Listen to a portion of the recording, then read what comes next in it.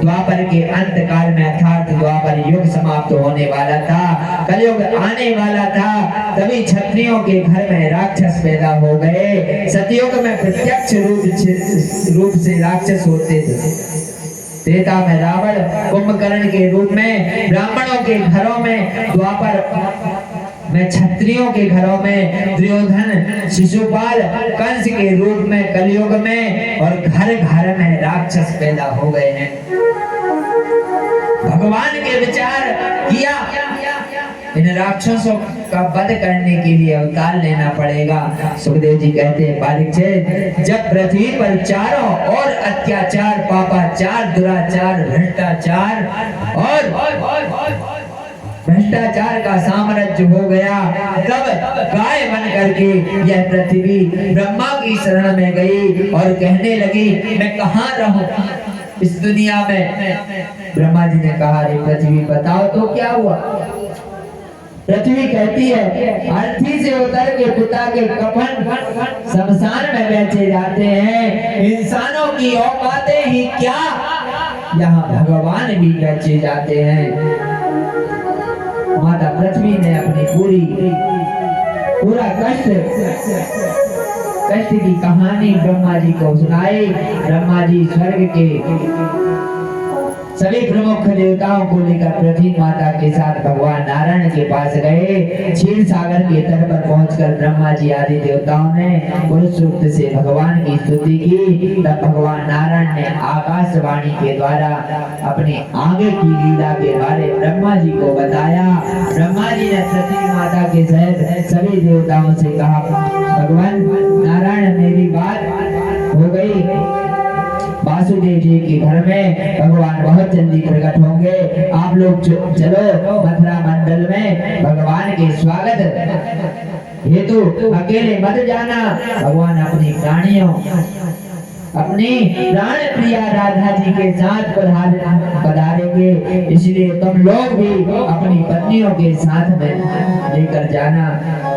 देवतागण अपनी पत्नियों को लेकर मथुरा में आ गए। मथुरा भगवान की ग्रीवा है, जहाँ भगवान सदैव विराजमान रहते हैं उसे मथुरा कहते हैं। मथुरा के राजा अग्रसेन थे, जो बड़े धर्मात्मा थे, किंतु बेटा बड़ा दुष्ट था, नाम था कंस। हिंसा मार काट में जिसको आनंद आए उसे कंस कहते हैं। इतना बड़ा दुष्ट कि अपने पिता को उठाकर जेल में बंद कर दिया और स्वयं अपने पिता की गद्दी पर बैठ गया।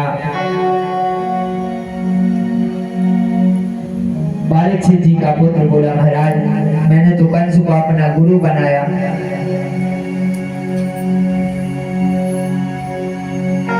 उनकी गद्दी पर बैठ गया। बंधुओं हम कथा सुनते हैं,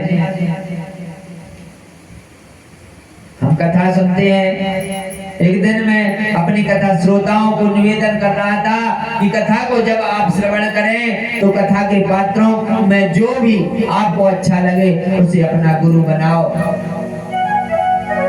शाम को जब कथा करने के उपरांत मैं अपने कक्ष में गया तो मैंने परीक्षित के पुत्र से पूछा आपने आज की कथा में श्रवण करके किसे अपना गुरु बनाया। परीक्षित जी का पुत्र बोला महाराज मैंने तो कंस को अपना गुरु बनाया। मैंने पूछा इतने अच्छे अच्छे पात्र थे, तुम्हें कंस ही मिला गुरु बनाने के लिए? मैं बोला महाराज मैं अपने पिताजी के व्यापार को संभालने लायक हो गया हूँ, किंतु मेरे पिताजी हैं कि वह मुझे कुछ देना ही नहीं चाहते, इसलिए कंस की तरह मैं भी अपने पिता से अपना हक छीन लूंगा।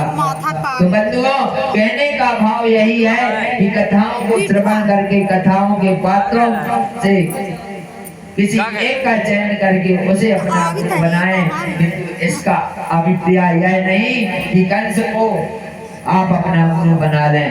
राम कृष्ण को हम अपना गुरु बनाते हैं क्यों?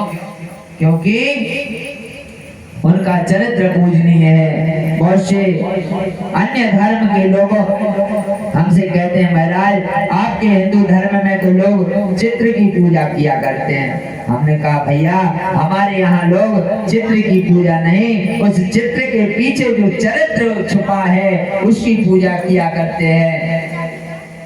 कंस बड़ा शक्तिशाली था। समय बीता, कंस के अत्याचारों की चर्चा जनता में होने लगी। कंस को जब ज्ञात हुआ कि जनता हमारा विरोध कर रही है तो इस अच्छा बनने का नाटक करके अपनी चचेरी बहन देवकी का विवाह धूमधाम से वसुदेव जी के साथ किया। इतना दहेज दान दे दिया कि देखने वाले दंग रह गए। प्रजा में यह विवाह चर्चा का विषय बन गया। ऐसा विवाह आज तक किसी ने नहीं देखा था। लोग कंस के इस कृत्य को प्रशंसा करने लगे। देखो देवकी कंस की सगी बहन नहीं, फिर भी कितनी उदारता के साथ विवाह किया। कुछ लोग बोले स्वभाव एकदम नारियल जैसा महाराज, ऊपर से कठोर लगते हैं, भीतर एकदम पानी है, पानी। कंस को लगा थोड़ा और नाटक करो तो भावुकता से दौड़ा और माहौल बन जाएगा। बहन को विदाई में जोर जोर से रोने लगा और बहन को खुद रद हाँक कर विदा करने लगा। जनता और भावुक होने लगी। इसकी भावुकता का नाजुक नाटक देखकर देवताओं ने देखा कि बड़ा नौटंकी कर रहा है, भोली भाली जनता को उल्लू बना रहा है। इसका असली चेहरा अभी इसी जनता के सामने दिखाना पड़ेगा। इसलिए देवताओं ने आकाशवाणी कर दी, अरे मूर्ख, जिसको तू रथ पर बैठा कर लिए जा रहा है, जिस देवकी के विवाह में तू प्रसन्न हो रहा है, इसी